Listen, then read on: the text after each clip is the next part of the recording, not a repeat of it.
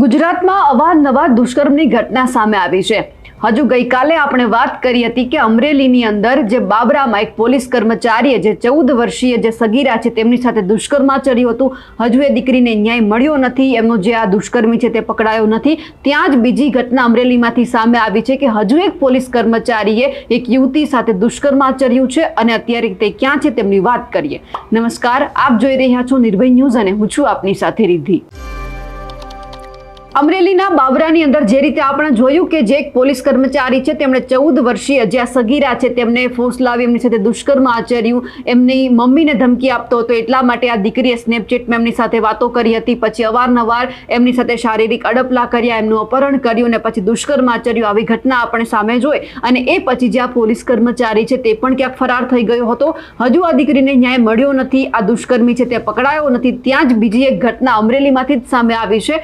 Amreli police તંત્રને કલંકિત કરતી આ બીજી ઘટના છે કે જ્યાં પોલીસ કર્મી સામે દુષ્કર્મનો ગુનો નોંધવામાં આવ્યો છે।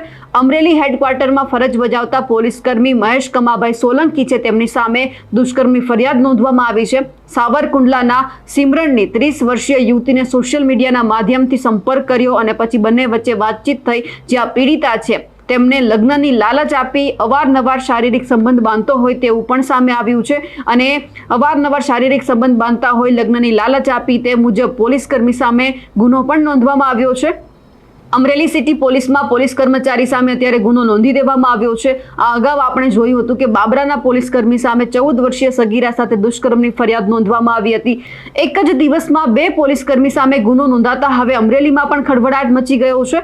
ખાખીને દાગ લગાવનાર દુષ્કર્મીના જે આરોપી છે તે બંને અત્યારે પોલીસ કર્મીઓ છે તે ફરાર છે તે પણ સામે આવ્યું છે। જ્યારે આ બીજી ઘટના અમરેલીમાંથી સામે આવી જ્યાં અત્યારનો જે પોલીસ કર્મચારી છે તેમણે જે 30 વર્ષીય જે યુવતી સાથે સોશિયલ મીડિયાના માધ્યમથી સંપર્ક બનાવ્યો, પછી એમની સાથે લગ્નની લાલચ આપી અને એમની સાથે શારીરિક દુષ્કર્મ આચર્યું અને એ પછી જ્યારે આ ઘટના બની અને જે યુવતી છે તેમણે ફરિયાદ નોંધાવી એટલે જે આરોપી છે, જે દુષ્કર્મી છે તે ફરાર થઈ ગયો છે।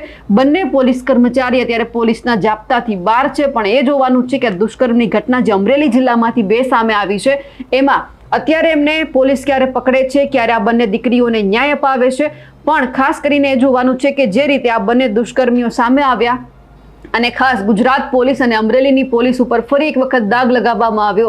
આમ જે અમરેલીની પોલીસ છે તે અવારનવાર ચર્ચામાં રહેતી હોય છે અને જ્યારે એમના ઉપર જ્યાં કલંક લાગેલા હોય છે તે ક્યાંક ઓછા થવાના પ્રયત્ન કરવામાં આવે છે ત્યાં જ ફરી એક વખત આવા અવારનવાર જે દુષ્કર્મીઓ છે, પોલીસ કર્મચારીઓ છે તે સામે આવી જાય છે। જ્યારે આ ઘટના બીજી એક વખત અમરેલીમાંથી સામે આવી છે દુષ્કર્મી, તેમને લઈને આપ શું કહી રહ્યા છો, શું માની રહ્યા છો, કમેન્ટ કરીને ચોક્કસથી જણાવજો। સાથે જ અમારી નિર્ભય ન્યૂઝ ચેનલને લાઇક, શેર અને સબસ્ક્રાઇબ કરવાનું ભૂલશો નહીં। નમસ્કાર।